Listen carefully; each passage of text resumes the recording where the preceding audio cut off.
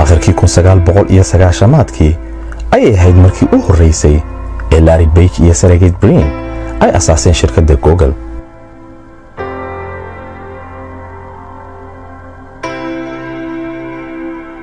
waqtigaasi ahaa arday wax ka barta jaamacadda Stanford University, maantana Google waa search engine-ka ugu weyn ee jira adduunka.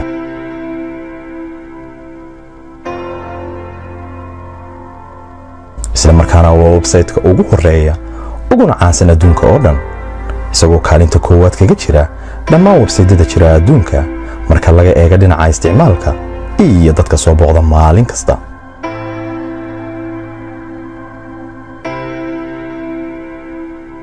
waayadii hore inuu qofku ka baaro internetka waxa uu rabo waxay ahayd mid aad u adag amaba aan ahayn mid suurtagal ah, laakiinse Google waxa uu suurtageliyay in qof kasta wixii uu rabo amaba niyadiisa ku soo dhaca uu si fudud uga baaran karo amaba uga heli karo search engine-ka weyn ee Google.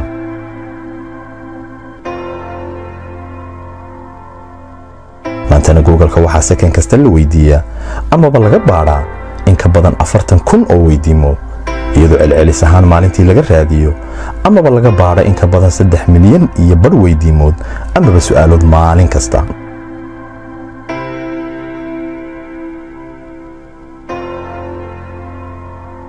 waxay ahayd 1998 markii ugu horeysay ee Larry Page iyo Sergey Brin ay shaaciyeen soona bandhigeen search engine-ka Google, iyadoo waqtigaasi ahayd hordhaca soo shaacbixi iyo qaraxii hore ee .com-ka iyo tiknoolajiyada dhinaca internetka iyo website-yada, iyadoo markaas milyan qof oo adduunka dacaladiisa ku nool ay ku soo biireen isticmaalka iyo ku xidhnaanta website-yada.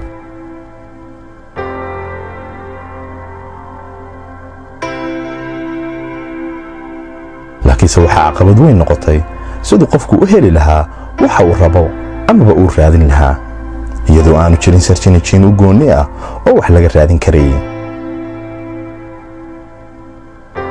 website-yadii waqtigaasi wax laga baari jiray ee jirayna may ahayn kuwa u gooniya amaba loo farsameeyay in wax laga baaro oo kaliya.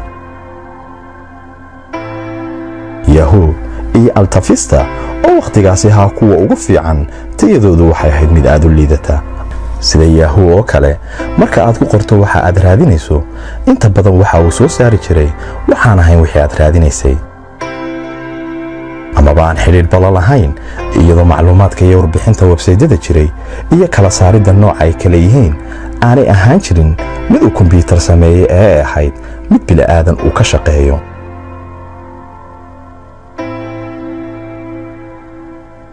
waxa ay noqotay mid aad u adag inay sax noqoto waxa aad raadinayso amaba aad ka hesho.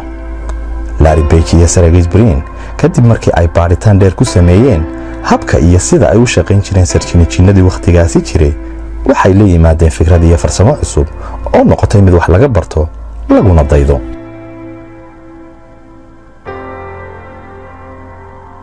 Google hortiisna may jirin cid ka fikirtay in lacag laga samayn karo website-yada wax laga baaro ama search engine-nada. taasina waxay ahayd sababta koowaad ee keentay inaan cidina siin ahmiyad weyn inay samayso search engine powerful ah oo wax kasta laga baari karo.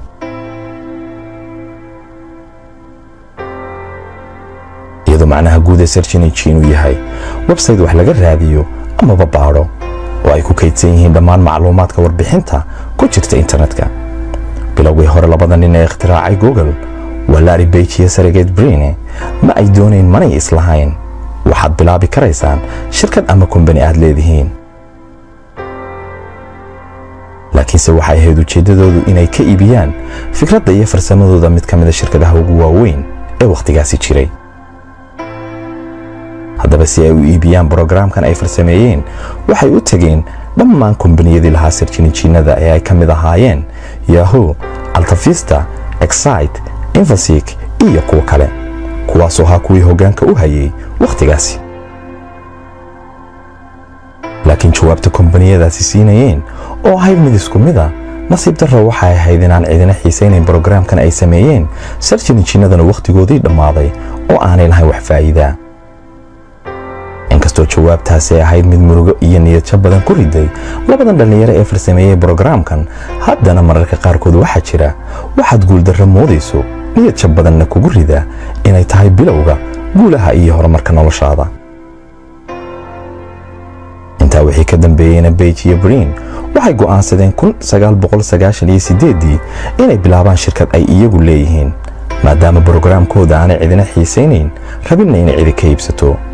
labadan dhalinyaro markoodii u horeysay waxay ku kulmeen jaamacadda Stanford University 1995 iyadoo Brin ay da'diisu ahayd 23 sano halka Page ay da'diisu ka ahayd 24 sano.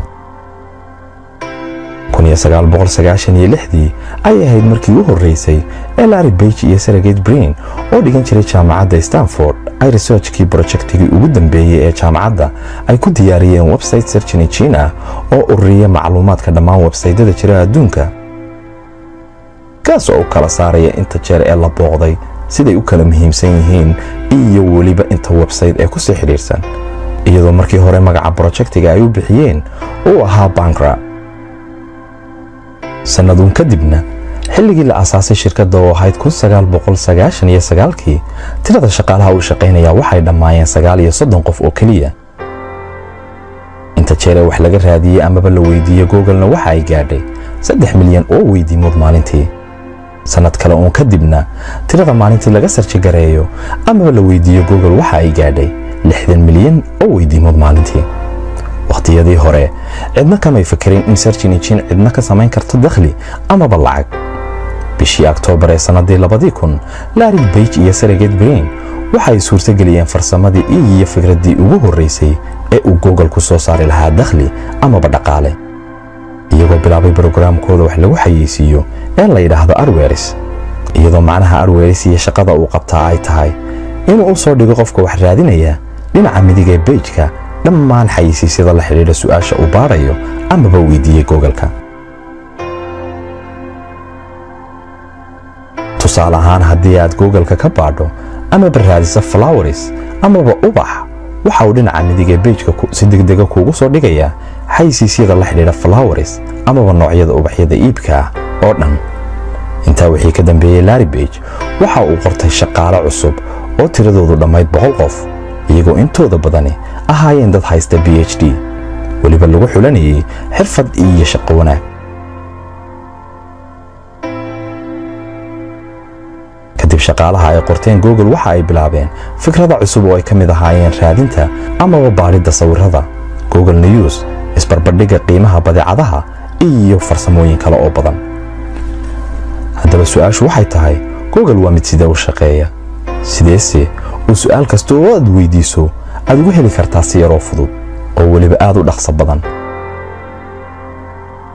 waxaa laga yaabaa inaad jawaabta su'aashaad baaraysa aad hesho ka hor inta aanad gacanta ka soo qaadin mouse-ka aad ku kili garaysay Google Search. sideese uga guulaysteen kombaniyadii kale ee la tartamayay? markaad se wax weydiiso Google waxaad aragtaa inuu ilbiriqsi gudihii uu kuugu soo jawaabayo.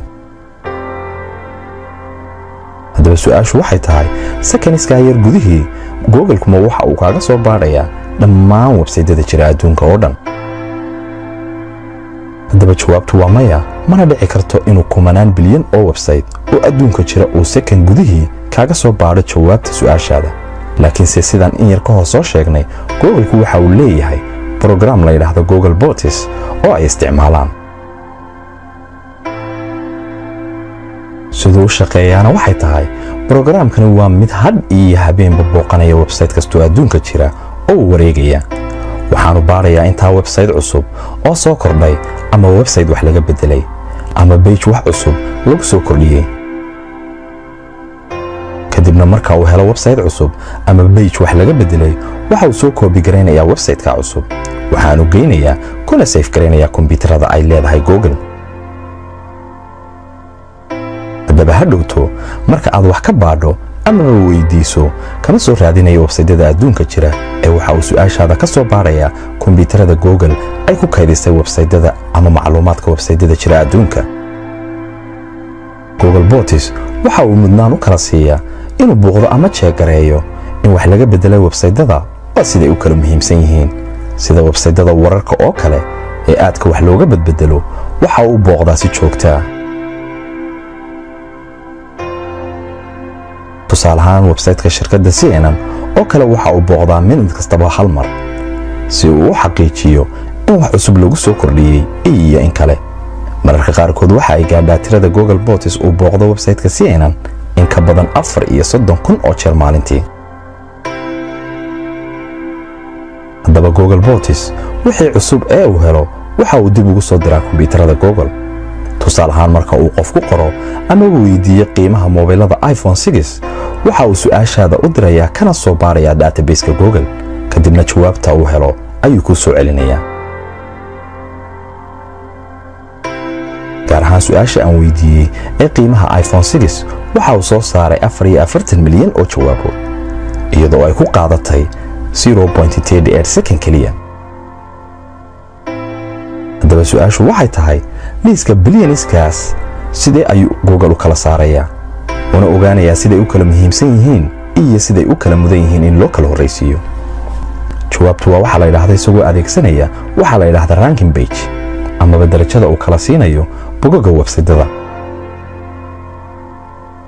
Google waxa uu leeyahay algorithm sir ah oo uu kaga hormaray kagana guuleystay search engine-nada kale ee la tartamaya kaas oo ikhtiraacay ama uu sameeyay Larry Page oo ah mid kamid ah labadii dhalinyaro ee asaasay shirkaddan. Google waxa uu eegayaa website kasta inta website ku sii xiran ama linki ku leh. tusaale ahaan haddii aad soo qaado linki website kale oo aad ku dhex koobi garayso website-kaada si website-kaaga dadka soo galaya ay uga heli karaan ama u akhriyi karaan website-ka kale article ama topic ku qoran waxaad siisay hal cod website-ka kale oo ah in website-ka kale yahay mid muhiim ah. Google-na waxa uu kala horeysiyaa website-dada siday u kala muhiimsan yihiin isagoo eegaya mid kasta inta website ay ku sii xiran ama linki ku leh.